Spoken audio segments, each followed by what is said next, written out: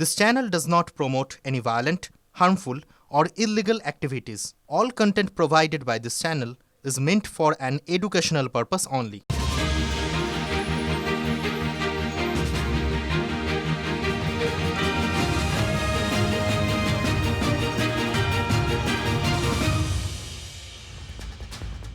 এ রাজ্যে নিরাপদ কে? ঠিক এই মুহূর্তে দাঁড়িয়ে ঠোঁটকাটা এটা প্রশ্ন, অসংখ্য সাধারণ মানুষেরও এটা প্রশ্ন। কে নিরাপদ? আমরা যারা খবর দেখাই, আমাদের সতীর্থরা যারা গোটা রাজ্যে ছড়িয়ে ছিটিয়ে রয়েছেন, গোটা দেশে রয়েছেন, আপনাদের সামনে খবর তুলে ধরেন, ইনফরমেশন প্রোভাইড করেন, তারপর আপনারা সেগুলো দেখে চুলচেরা বিশ্লেষণ করেন আপনাদের মতো করে। আমরা আপনাদের খবর দিতে পারবো না? সত্যি ঘটনা তুলে ধরতে পারবো না? গণতন্ত্রের চতুর্থ স্তম্ভ সংবাদ মাধ্যম এবং সাংবাদিক, আমরা কি দোষ করলাম? আজ ভীষণভাবে আক্রান্ত। গতকাল বেলডাঙার অশান্তি কভার করতে গিয়ে এক মহিলা সাংবাদিক যাচ্ছে তাইভাবে হেনস্থার শিকার হয়েছে। দেখুন, এই হেনস্থা কথাটা বললে কম বলা হয়, এটা আন্ডারস্টেটমেন্ট। চরম শারীরিক নিগ্রহের শিকার হয়েছে। 24 ঘন্টার মধ্যে সেই বেলডাঙাতেই আজ বেধড়ক মারধর করা হয়েছে সাংবাদিকদের এবং পুরুষ সাংবাদিকদেরও। জানিয়ে আজকে চড়া সুরে প্রতিক্রিয়া দিয়েছেন প্রধানমন্ত্রী নরেন্দ্র মোদী। बंगाल में परिवर्तन लाने की यहां के युवा साथियों और यहां की माताओं बहनों की बहुत बड़ी जिम्मेदारी है। দেখুন, যেমন মহিলা সাংবাদিককে নিগ্রহ করা হয়েছে, মারধর করা হয়েছে, একই সঙ্গে পুরুষ সাংবাদিক তাদেরও নিগ্রহ করা হয়েছে। কিন্তু আমাদের কাছে মহিলা পুরুষ আমরা আলাদা নই। আমরা, আমাদের জাতটার নাম হচ্ছে সাংবাদিকের জাত। আমরা তথ্য যোগাই মানুষকে। আশা করি আমরা সমাজ এবং দেশের মঙ্গল সাধনই করি। অ্যাটলিস্ট সেই দাবিটা আমরা জোরালো গলায় বলতেই পারি। শাসক, বাংলার প্রশাসন ঠিক এই মুহূর্তে কোন মানসিকতার? মুর্শিদাবাদের এসপির কথাটা শুনলেই বুঝতে পারবেন। কাল মমতা বন্দ্যোপাধ্যায় বলেছিলেন যে মবে যাবেন না। আজকে মুর্শিদাবাদের এসপি বললেন একটু সেন্টিমেন্ট বুঝে কাজ করতে হবে। শুনুন তো ঠিক কী বলছেন তিনি। মবের সব রকম লোক থাকে, তো কোনো আপনার কোনো একটা লুজ স্টেটমেন্ট কিছু বললে হতে পারে সামনে থেকে একটু কোনো লোক ওকে একটু নেগেটিভ ডাইরেকশনে নিয়ে নিলে, তারপর তো মবের তো কোনো মাথা নেই, মবের কোনো ডাইরেকশন নেই, একজন কিছু বললে হওয়া করে সব চালু হয়ে যাবে। আপনারা জানেন কাদের কাদের প্ররোচনা আছে, আমি আর নতুন করে বলতে চাই না। ফ্রাইডে, জুম্মাবার, পবিত্রবার, আমি তো এটাকে সাপোর্ট করছি না, কিন্তু মবের মধ্যে ঢুকতে বারণ করো। তো এই জন্য আপনাদের একটা রিকোয়েস্ট থাকবে পুলিশ দিক থেকে কি এখন আমরা অনেকটা কি আমাদের সিচুয়েশন কমপ্লিটলি আন্ডার কন্ট্রোল আছে, বাট যখন এইরকম সিচুয়েশন হলে একটু নিজে একটু পরিস্থিতি দেখে চেষ্টা করবেন কি আপনার কোনো আপনি যা আছে ফ্যাকচুয়ালি আপনি রিপ্রেজেন্ট করুন। আপনাকে কেউ কোনো মানা করছে না, আমাদের পুলিশ সবসময় আপনাদের সঙ্গে আমরা আছি, বাট কথা বললে একটু চেষ্টা করবেন কি কোনো ইনস্টিগেট করা না হয়। আমরা এই অভিযোগ সম্পূর্ণভাবে খারিজ করছি। কোনো রকম ইনস্টিগেশন আমাদের তরফ থেকে দেওয়া হয় না। এটা সাংবাদিক হিসেবে আমি অনেক সাংবাদিকের প্রতিনিধি হিসেবে এই মন্তব্যটা করছি। পুলিশ কর্তা মুখ্যমন্ত্রী সুরে কথা বলবেন, তাতে বিচিত্র কিছুই নেই। মমতা বন্দ্যোপাধ্যায় তিনি এই রাজ্যের পুলিশ মন্ত্রী, তিনি স্বরাষ্ট্রমন্ত্রী, তিনি কাল বলেইছেন যে মবে যাওয়ার দরকারটা কি আছে। কিন্তু এর একটাই মানে দাঁড়ায় যে তাহলে মবের সামনে কি সাংবাদিক সুরক্ষিত নয়? আচ্ছা বলুন তো, এত বড় একটা ঘটনা যেখানে ঘটছে, আমরা কি 5 মাইল দূর থেকে কাভারেজ করব? আমি বা আমার যারা সাংবাদিক, আমি তো তুলনায় অনেক বেশি নিরাপদ, এই স্টুডিওর মধ্যে আছি। আমার যারা সতীর্থ, আমার চ্যানেলের এবং অন্যান্য চ্যানেলের বা অন্যান্য খবরের কাগজের, তারা কি 10 মাইল দূর থেকে কাভার করবেন? এটা হতে পারে? এইভাবে যদি র্যাম্প্যান্ট সাংবাদিকদের গায়ে হাত তোলা হয়, তাহলে কিন্তু বুঝতে হবে কোনো একটা শ্রেণীর একটা বিশেষ দুর্বলতা কাজ করছে, যেটা আমরা ধরে ফেলতে পারছি এবং যেটা মানুষ জানলে সেই শ্রেণীর বিপদ। একটা বিক্ষোভের সময় সাংবাদিকরা কি 20 কিলোমিটার দূর থেকে কাজ করবেন? এই রাজ্যে মহিলাদের নিয়ে অনেক প্রকল্প আছে, অনেক প্রকল্পেই এই শ্রীযুক্ত প্রকল্প বিরোধীরাই বলে, অনেক সময় কটাক্ষও করে, কিন্তু অনেক ভালো প্রকল্প আছে, সেগুলো আমরা অ্যাডমিট করি। তাহলে যখন বেলডাঙায় একজন মহিলা সাংবাদিক মার খাচ্ছেন, সেই ব্যাপারের পর যদি স্টেটমেন্ট আসে যে সেন্টিমেন্ট বুঝে কাজ করতে হবে, আমরা মবের সেন্টিমেন্ট কি করে বুঝবো? এবং সবথেকে বড় কথা, যে মব দুষ্কৃতিতে ভরা এবং উন্মত্ত মব, তার সেন্টিমেন্ট বুঝে সুস্থ সাংবাদিকতা কি চালানো সম্ভব, এটা পুলিশ কর্তার কাছে প্রশ্ন রাখছে ঠোঁটকাটা। প্রথম দিনে কড়া প্রতিক্রিয়া হলে দ্বিতীয় দিন এই ঘটনা ঘটার হয়তো ওই দুষ্কৃতীরা সাহস পেত না, এটা সাধারণ মানুষ বলছেন, শুধু আমরা নই। পরিযায়ী শ্রমিক নিয়ে সেখানে প্রথম কাণ্ডটা শুরু হয়েছে, সেখানে বিক্ষোভকারীরা কেন সাংবাদিকদের ধরে পেটাবেন? ভিন রাজ্যে কোনো পরিযায়ী যদি কোনোভাবে তার অস্বাভাবিক মৃত্যু হয়, সেই খবরটা তো সাংবাদিকদের সূত্রেই আপনারা প্রথম পান। ওই ভিড়ে আরও কেউ বা কারা মিশেছিল, এখন তো বোঝা যাচ্ছে এই ভিড়টা কিছুটা এই ভিড়ের মধ্যে একটা রহস্যের ব্যাপার আছে, যারা গায়ের ঝাল মিটিয়ে নিয়েছে। কুণাল ঘোষ দুঃখ প্রকাশ করলেও সেই বিজেপিরই পরিকল্পিত চক্রান্তের কথা বলছে। যে আক্রমণ করা হয়েছে তীব্র নিন্দা করছি, তীব্র বিরোধিতা করছি। কোনো অবস্থাতেই এসব বাঞ্ছনীয় নয়, এই সংস্কৃতি চলতে পারে না। কিন্তু এর পেছনে একটা পরিকল্পিত চক্রান্ত আছে, একেবারে পরিকল্পিত চক্রান্ত আছে। এই বিজেপির দালাল বি টিম সি টিম গুলো এই সিন ক্রিয়েট করার মদত দিচ্ছে, যাতে একটা নেগেটিভ পরিস্থিতি তৈরি করা যায়।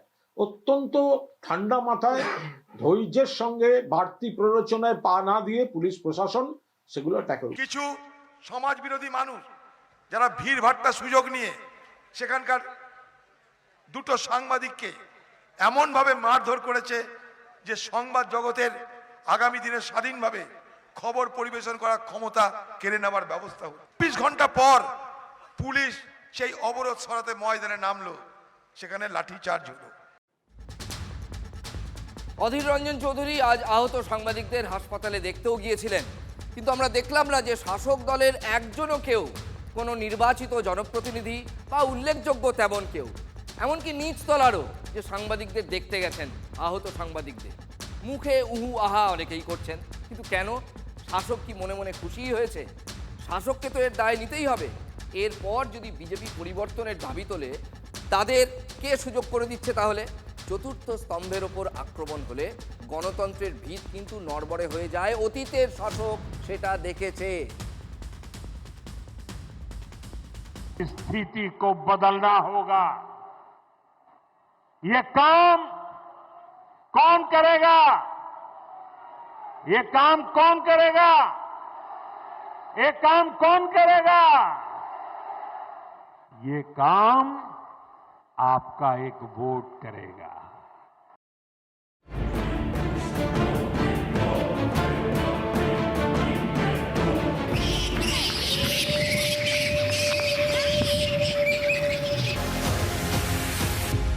এরা খুব ভালো, আমাদের মানে মানে খুব সহযোগিতাই করে, এদের আমরা বাড়ির লোকই মনে করি।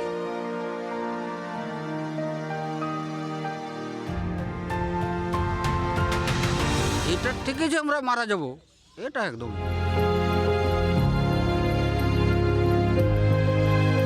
রোগ টোগ বলছেন, ওটা কোনো অসুবিধা নাই, এখানে এইভাবেই চলছে।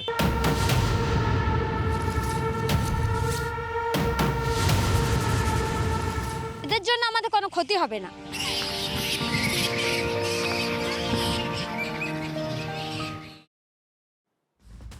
চারপাশে এই নিপা ভাইরাসের আতঙ্কের মধ্যে এই বাদুরকুলের ছবি দেখলে সাধারণ মানুষের, মানে আমি রাজ্যের সব প্রান্তের কথাই বলছি, ভয় পেয়ে যাওয়ারই কথা। এটা অত্যন্ত স্বাভাবিক। বাঁকুড়ার মাঝদিহার মানুষের কানেও সেই খবর গেছে যে এরকম একটা ভাইরাস ছড়াচ্ছে, কিন্তু তারা বড় একটা পাত্তা দিচ্ছেন না। তারা থোড়াইকে, তারা ভয় পাবেনি বা কেন? বছরের পর বছর ধরে তারা এই বাদুরদের সঙ্গেই ওই গ্রামেই ঘর করছেন, বাস করছেন, একেবারে আগলে বেঁধে রেখেছেন। বাদুরকুলও সেখানে নিশ্চিন্তে বংশবিস্তার করেছে, যাকে বলে শান্তিপূর্ণ সহাবস্থান। গোটা মাঝদিহা গ্রাম বাদুর নিয়ে শান্তিতে থাকলেও বাংলার মানুষ কি শান্তিতে সত্যি আছে? এই যে কোলাজটা আপনাদের এক্ষুনি দেখালাম, সেটা দেখে এটা এই মুহূর্তে কিন্তু একটা ব্যতিক্রমী ছবি, কারণ অনেকেই বলছেন যে নিপা ভাইরাস বাদুর থেকে ছড়ায়। অথচ দেখুন এই গ্রামে এই যে বাসিন্দা, তাদের কথাতেই পরিষ্কার হয়ে গেল এবং সেই ছবিতেই পরিষ্কার হয়ে গেল। দরকার হলে সেইটা আপনাদের আরও একবার আমরা দেখাতে পারি। আগে নিজের আগে পেশেন্টকে চিকিৎসা করেন আগে। কি নাম কি নাম কি নাম? বয়স কত হবে? 22। কোথায় মেরেছে? বিহারে। বিহারে এখন কেমন আছে? এখন অবস্থা খুব খারাপ। অবস্থা খারাপ। নিপা ভাইরাসের আতঙ্কেও একটা গ্রাম বাদুর নিয়ে কত শান্তিতে আছে, কিন্তু বাংলার বৃহত্তর সমাজ তারা কি সত্যি শান্তিতে আছেন? আচ্ছা বলুন তো, এসআইআর এর একেবারে শেষ প্রান্তে এসে যখন এসআইআর পর্ব প্রায় মিটে যেতে চলেছে, তখন এত অশান্তি কেন? আমি কিন্তু শুধু বেলডাঙ্গার কথা বলছি না, চারপাশে যে অশান্তির পরিবেশ তৈরি হয়েছে, নথি নিয়ে হয়রানি হচ্ছে অনেকেই বলছেন, বিশেষ করে তৃণমূল অভিযোগ করছে, কিন্তু সেটা যদি হয়েও থাকে সেটা তো রাজ্য জুড়ে হচ্ছে, তাহলে অশান্তির জোন এটা বিশেষ করে সংখ্যালঘু মুসলিম অধ্যুষিত এলাকায় কেন? একটু লক্ষ্য করুন, মালদা মুসলিম অধ্যুষিত, উত্তর দিনাজপুর এই যে চাকুলিয়ায় ঘটনা ঘটলো এটা মুসলিম অধ্যুষিত, মুর্শিদাবাদ সেখানে তো শাসক বিধায়ক মনিরুল তিনি দাঁড়িয়ে থেকে বিডিও অফিসে ফরাক্কায় সেদিন তাণ্ডবে নেতৃত্ব দিলেন এবং পরিষ্কার মেরুকরণের তাস খেলে গেলেন, কোনো প্রতিবাদ হলো না তৃণমূলের তরফ থেকে।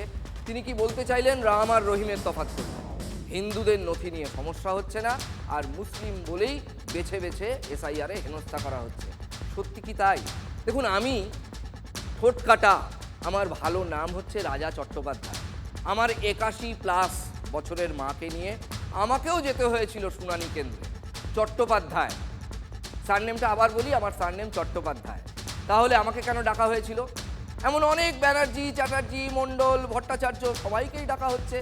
তৃণমূল বলছে যে অমর্ত্য সেন, দেব, জয় গোস্বামী এদেরও নাকি হেনস্থা করা হচ্ছে। তাই এরা হিন্দু না মুসলিম? আমি প্রশ্ন রাখতে পারি। দেখুন, নিয়মের গেরোয় যদি আটকে যায় এসআইআরে, তাহলে শুনানিতে যেতেই হচ্ছে, এখানে কোনো জাত ধর্মের ব্যাপার নেই। যারা সাক্ষী তারা নিজেরাই জানেন, যারা নিজেরা গেছেন। তাহলে একটা ভুল ন্যারেটিভকে খাড়া করানোর এই চেষ্টাটা কেন? কারা এই অশান্তি পাকানোর চেষ্টা করছে? পর্দার আড়াল থেকে কেউ কি কোনো অশান্তির ব্লুপ্রিন্ট তৈরি করে রেখেছে? এবং ঠিক সেটা এই এসআইআর যখন মিটে যাওয়ার সময় এসছে ঠিক তখনই। এর আগে দেখুন, সিএএ এনআরসি নিয়ে অশান্তি বেঁধেছিল, তুমুল অশান্তি। 26-এর ভোটের মুখে সেই স্মৃতি ফিরিয়ে আনার চেষ্টা কারা করছে বলুন তো? ঘটনার পেছনে একটা পরিকল্পিত চক্রান্ত আছে। এটা আমারও হাতে নেই, আমি তো করাইনি ঘটনাটা। জুম্মাবারে এমনিতেই ওরা জমায়েত হয়, প্রোগ্রাম করে, আমি কি তাদের আটকাতে পারি? এটা তাদের স্বতঃস্ফূর্ত। বিজেপি একদিক থেকে ক্ষেত্র তৈরি করে দিচ্ছে, আর বিজেপির বি টিম সি টিম দালালগুলো ওই পাবলিক খেপিয়ে দিয়ে তার মধ্যে থেকে অশান্তি করে বদনামের খেলা খেলছে। পরিযায়ী শ্রমিকদের উপর অত্যাচার হচ্ছে, যুক্ত হয়ে যাচ্ছে, বিজেপি এই দাঙ্গাগুলো লাগাচ্ছে এবং এর পেছনে গভর্নমেন্ট অফ ইন্ডিয়ার এজেন্সি আছে। এই রাজনীতিটা করার ক্ষেত্র তৈরি করার জন্যই তাদেরই বকলমা মদতে এই গন্ডগোলগুলো সিন ক্রিয়েটটা করা হচ্ছে। এবং আমি সংখ্যালঘু ভাই বোনদের কাছেও আবেদন করব, যারা করছেন শান্তিপূর্ণভাবে আমাদের উপর ভরসা রাখুন, আমরা তো আপনাদের সাথে আছি। তাহলে কি বেরিয়ে এলো? কি উপসংহার টানা যায়? এটা কি একটা পরিকল্পিত চক্রান্ত? বিজেপির দিকেই আঙুল তুলছে তৃণমূল কংগ্রেসের শীর্ষ নেতৃত্ব, মুখ্যমন্ত্রী অভিষেক বন্দ্যোপাধ্যায়, কুণাল ঘোষ সবাই। আবার মুখ্যমন্ত্রী বলছেন যে এসআইআর নিয়ে হয়রানির ফলে এটা মানুষের ক্ষোভের বহিঃপ্রকাশ, মানে সেটা স্বতঃস্ফূর্ত বলতে চাইছেন। অভিষেক বন্দ্যোপাধ্যায়ও বলেছেন মানুষের ক্ষোভের বহিঃপ্রকাশ। চাকুলিয়ার ঘটনার পরই তিনি বলেছিলেন, বেলডাঙ্গার পরও বলেছেন। তাহলে যদি ক্ষোভের বহিঃপ্রকাশ হয়, আমি একটা প্রশ্ন রাখছি, একটু যুক্তি দিয়ে ভেবে দেখুন। যদি একটা নির্দিষ্ট এলাকার মানুষের ক্ষোভের স্বতঃস্ফূর্ত বহিঃপ্রকাশ হয় এটা এসআইআরের শুনানিতে হয়রান করা হচ্ছে বলে, তাহলে সেখানে বিজেপির ইন্ধন দেওয়ার প্রশ্ন আসছে কোত্থেকে? নাকি রাজনীতির সমীকরণ, মুসলিম ভোট, তাদের নিশ্চিত ভোটে ভাগ বসতে চলেছে এমন কোনো আশঙ্কায় কি তৃণমূল এবার ভুগছে? বিশেষত মালদা, মুর্শিদাবাদ, উত্তর দিনাজপুর এইসব এলাকায় হুমায়ুন কবির, নওশাদ সিদ্দিকী, মিম এদের ভোট কাটার পার্সেন্টেজের ওপর ডিপেন্ড করবে তৃণমূলের আসন, এটা পরিষ্কার। এরপর কংগ্রেসের অধীর চৌধুরী রয়েছেন। বিরোধীরা এতদিন মুখ্যমন্ত্রীর প্রতি অভিযোগ করে এসেছেন, এখনও করেন, যে মুখ্যমন্ত্রী মুসলিমদের তোষণ করেন। সেই মমতা বন্দ্যোপাধ্যায়কে আজ কেন এত বছর পর সংখ্যালঘুদের উদ্দেশ্যে বলতে হচ্ছে আপনারা আস্থা রাখুন? তিনি পরিষ্কার বলেছেন, সংখ্যালঘু ভাইদের বলবো আমাদের ওপর আস্থা রাখুন। তাহলে কি আস্থার জায়গাটা চলে গেছে? এই প্রশ্ন উঠছে এখন। মুর্শিদাবাদ একটা ঐতিহাসিক জেলা, নবাবের জেলা, কেন এই মুর্শিদাবাদ বাসীকে এত অত্যাচার করা হচ্ছে? আমরা দেখেছিলাম এখানে ইউসুফ পাঠানকে ভোট দিয়ে, আজকে এসছে তার মুখে কোনো কথা নেই। আজকে আমরা বুঝে নিয়েছি মানুষকে কাজ করতে চাইছে, তাই আমরা চিন্তা ভাবনা করছি। আমরা আমাদের হয়ে কেউ নেই, আর প্রতিবাদ এবার হবে আমাদের। মুর্শিদাবাদবাসীকে হেনস্থা করার জন্য দায়ী হচ্ছে আবু তাহের খান আর মাননীয় মুখ্যমন্ত্রী। কেননা তিনি চায় যে মুসলমানদেরকে বিজেপি শাসিত রাজ্যে হেনস্থা করা হোক, তাহলে মুসলমান সমাজ ভয় করে আমাকে মসনদে বসাবে, আমার ভালো হবে, আমার সিট আরও বাড়বে। এই আগামী দিনে এই জনগণ মমতা ব্যানার্জিকে এবং বিজেপি সরকারকে এবং অন্যান্য যারা রাজনৈতিক দল আছে, যারা শাসক দলের গোলামি হয়ে কাজ করছে, তাদেরকে আগামী দিনে মুর্শিদাবাদের জনগণ জবাব দিয়ে দেবে। এই কথাগুলো শোনার পর আপনার মাথায় কি আসতে পারে? অন্তত অ্যাটলিস্ট আপনি একবার হলেও ভাববেন। আমি শুধু দর্শকদের বলছি যে সংখ্যালঘু অধ্যুষিত এলাকায় সিচুয়েশন বলুন, কেমিস্ট্রি বলুন, বদলাচ্ছে। নিজের কানেই তো শুনলেন যাদের কথা শোনাচ্ছিলাম, এরা তো এই বাংলারই মানুষ, মুর্শিদাবাদের মানুষ, ওই বেলডাঙ্গা চত্বরের মানুষ। এই কথা ওরা আজকে কেন বলছেন? আজ বিহারে মার খেয়ে কেমন আধমরা হয়ে ফিরতে হয়েছে মুর্শিদাবাদের এক পরিযায়ী শ্রমিককে দেখুন। আগে নিজের আগে পেশেন্টকে চিকিৎসা করান আগে। কি নাম বয়স কত হবে? 22। কোথায় মেরেছে? বিহারে। এখন কেমন আছে? এখন অবস্থা খুব খারাপ। অবস্থা খারাপ। বাঙালি দেখে দেখে মারা হচ্ছে। তো পশ্চিমবাংলার মুখ্যমন্ত্রী মমতা ব্যানার্জি উনি কি ঘুমাচ্ছেন? একটা পরিযায়ী শ্রমিককে মেরেছে হাজিপুরে, বিহারের ডিস্ট্রিক্ট হাজিপুর।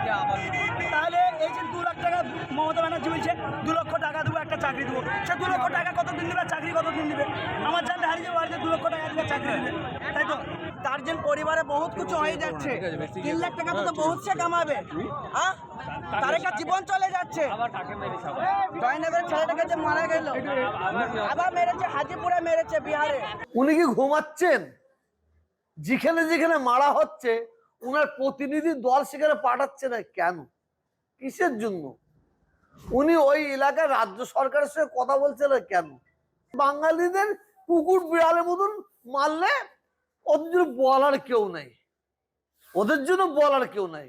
এ তো দেখছি, শুধু মাইকে বললেই হবে এই বাঙালিকে মেরে দিয়েছে, এটা তো কোনো লাভ হবে না। এর প্রতিবাদের মতন করতে গেলে যেখানে মারা হচ্ছে সেই জায়গায় রাজ্য সরকারের সঙ্গে যোগাযোগ করুক। তহা সিদ্দিকির কথা আপনাদের শোনালাম।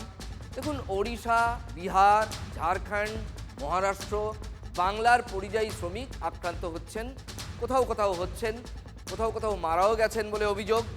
শাসক তৃণমূলের কোনো নেতা সেই সমস্ত রাজ্যে গিয়ে সেই সমস্ত রাজ্যের যারা রাজনীতিক এবং যারা মাথার দিকে প্রথম সারি, তাদের সঙ্গে দেখা করেছেন কি?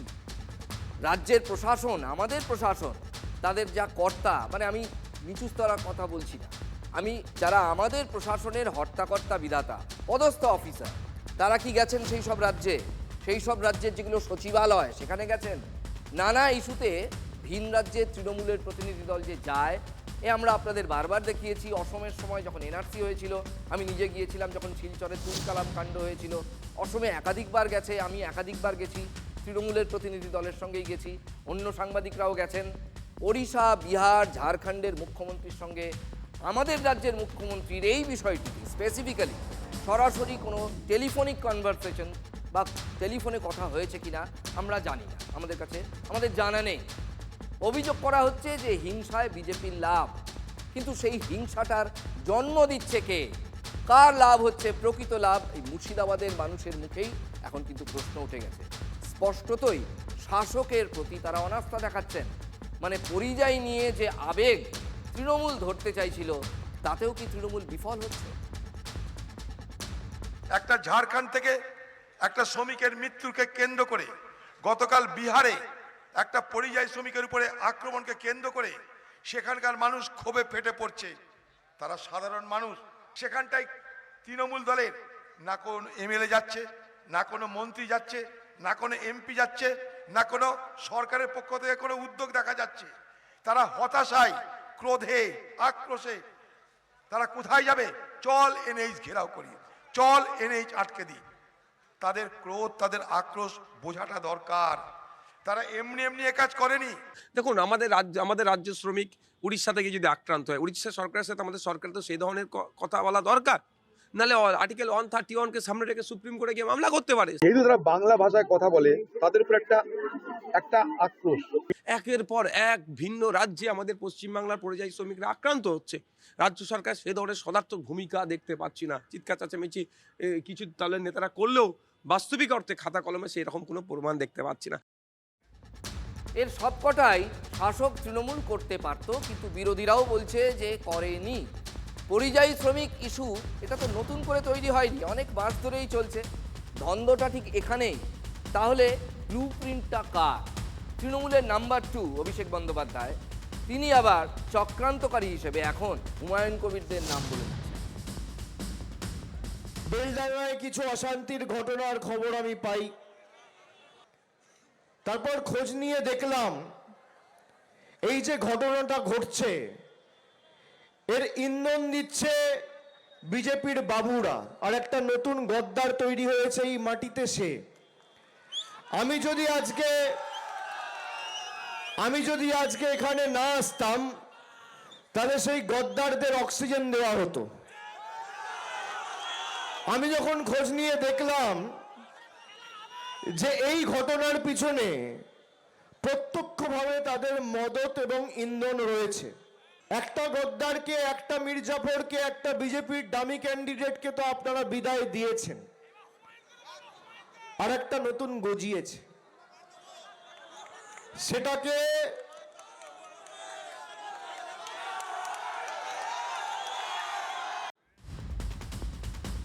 বহরমপুরে দাঁড়িয়ে তৃণমূল সেনাপতির টার্গেট পরিষ্কার, অধীর রঞ্জন চৌধুরী, হুমায়ুন কবির, এরাই তাঁর টার্গেট। অভিষেক বন্দ্যোপাধ্যায়ের দাবি অনুযায়ী বিজেপির ডামি প্রার্থী, মানে তিনি অধীরবাবুকে বলতে চাইছেন, তিনি এই ক্ষেত্রে হুমায়ুন কবিরকে বলতে চাইছেন। বিজেপির সঙ্গে অধীরবাবুর কানেকশন, সো কল্ড কানেকশন নিয়ে অনেক অভিযোগ তৃণমূল কংগ্রেস অনেকবার করেছে, অভিষেকবাবুও করেছেন। কিন্তু তিনি যে অক্সিজেনের কথা বলছেন, পাল্টা তার দলের দিকেও কিন্তু আঙুল উঠবে। তৃণমূল সরকার তৎপর হলে দুষ্কৃতীরা কিন্তু, মানে ভিন রাজ্যে বলছি, বাংলার পরিযায়ী শ্রমিককে হেনস্থা করার বা পিটিয়ে মারার সাহস দেখাতো না। এই প্রবণতাকে বাড়তে দেওয়ার সুযোগটা কে করে দিল? সমাধান না করে কেন জিয়ে রাখা হচ্ছে এটা কি আমায় বলে দিতে হবে? অনেকেই বলছেন যে আজ সকাল থেকে বেলডাঙায় যে ফের নৈরাজ্য, তার দায় কেন রাজ্য সরকার নেবে না? সরকার যদি বলে, সরকারের মুখিয়া যদি বলেন যে আমার কিছু করার নেই, সবটা আমার হাতে নেই, তাহলে বলুন তো কোনো উন্মত্ত মব সত্যি কি বাগে আসে? কাদের প্ররোচনা আছে, আমি আর নতুন করে বলতে চাই না। ফ্রাইডে জুম্মাবার পবিত্রবার, আমি তো এটাকে সাপোর্ট করছি না, কিন্তু মবের মধ্যে ঢুকতে বারণ করো, কারণ তুমি তো জানো এটা আমারও হাতে নেই, আমি তো করাইনি ঘটনাটা। জুম্মাবারে এমনিতেই ওরা জমায়েত হয়, প্রোগ্রাম করে, আমি কি তাদের আটকাতে পারি? तुष्टिकरण के नींव पर ममता बनर्जी की चेष्टा है कि बंगाल को अलग थलग कर दिया जाए। आज कभी कभी तो ऐसा लगता है कि is Bengal a different part of India, is Bengal away from India? क्या बंगाल भारत का हिस्सा है या नहीं? কিন্তু এই যে বিজেপি ক্ষোভের পরিবেশ তৈরি করে দিচ্ছে, আর তারপর সেটাকে কাজে লাগিয়ে বিশৃঙ্খলার নামে রাজ্যকে বিড়ম্বনায় ফেলা। রাজনীতির পারদ চরচর করে চড়ছে। ভোট আসছে শনিবারের বারবেলায়, হেভি ওয়েটের ছড়াছড়ি। উত্তরে প্রধানমন্ত্রী, মুখ্যমন্ত্রী, মাঝে মুর্শিদাবাদের বহরমপুরে অভিষেক বন্দ্যোপাধ্যায়, আর ফারাক্কায় অধীর রঞ্জন চৌধুরী। पूरे विश्वास के साथ कह रहा हूं, इस बार बंगाल के लोग भी बीजेपी को भारी बहुमत से विजयी बनाएंगे। Please protect the people. I am not saying for me, I am saying save democracy. यहां की टीएमसी सरकार बहुत ही निर्दयी है, बहुत ही निर्मम है। এসআইআর করে মানুষকে ধারাবাহিকভাবে নির্যাতিত করেছে এই কমিশন। निर्वाचन कमीशन नয়, এই কমিশন হচ্ছে নির্যাতন কমিশন। बंगाल के सामने एक बहुत बड़ी चुनौती घुसपैठ की है। पश्चिम बंगाल के अनेक क्षेत्रों में आबादी का संतुलन भी बिगड़ रहा है। घुसपैठियों की आबादी बढ़ने से बीते वर्षों में मालदा, मुर्शिदाबाद सहित पश्चिम बंगाल के अनेक क्षेत्रों में दंगे भी बढ़ने लगे हैं। কি সাংঘাতিক সিচুয়েশন! এরা ইচ্ছা করে বাংলায় দাঙ্গা লাগানোর চেষ্টা করছে। বিজেপির প্ল্যান এটা। দিদি মোদি পথ তাদের এক, চেহারা আলাদা। একজন পুরুষ, একজন নারী, একজন নাম বিজেপি পার্টি, একজন নাম টিএমসি পার্টি। লক্ষ্য তাদের এক, পথ তাদের এক। লক্ষ্য কি? ভোটে জেতা। পথ কি? সাম্প্রদায়িক বিভাজন করো, হিন্দু মুসলমানের ভোট ভাগাভাগি করো, ভোটে যেত, ফুটে যাও। আমি অনুরোধ করেছিলাম যে বিজেপির যে ডামি ক্যান্ডিডেট আছে অধীর চৌধুরীকে এখান থেকে হারাতে হবে। আপনারা হারিয়ে অধীর বাবুকে প্রাক্তন করেছেন, তৃণমূলের জোড়া ফুল ফুটিয়েছেন। অধীর চৌধুরীকে হারানোর জন্য মুসলমান খাড়া করা হলো। তার নাম, তার খ্যাতিকে ব্যবহার করে তার পরিচয় দেওয়া হলো কে না, এ হচ্ছে তোমাদের ভাই। এতদিন তোমরা দাদাকে ভোট দিয়েছো, এবার তোমরা ভাইকে ভোট দাও। অর্থাৎ আমাকে বানিয়ে দেওয়া হলো হিন্দু, যাকে নিয়ে আসা হলো তাকে বানিয়ে দেওয়া হলো मुसलमान। बिहार चुनाव की जीत के बाद ही कह दिया था, मां गंगा के आशीर्वाद से अब बंगाल में भी विकास की गंगा बहेगी। বাংলা বশ্যতা স্বীকার করতে জানে না, বাংলা মেরুদণ্ড বিক্রি করতে জানে না। পাল্টানো দরকার, চাই বিজেপি সরকার। আমরা আত্মসমর্পণ করব না, শেষ রক্তবিন্দু পর্যন্ত লড়াই হবে। খেলা তুমি শেষ করেছো, আর খেলা আমরা শেষ করব। পাল্টানো দরকার, পাল্টানো দরকার। My request would be to my Chief Justice, to all the judges. Nowadays a trend to malign the people. And please see, there are so many agencies are defaming, deliberate attempt to defame. Please protect the people. I am not saying for me, I am saying save democracy, save people, save judiciary, save country, save constitution. We are under your custody. And constitution, you are the guardian of the constitution. You are nobody super than you. The judiciary. Thank you so much. Thanks a lot. Jai Hind, Jai Bangla. पाल्टानो दरकार, असली परिवर्तन का विश्वास देख रहा हूं।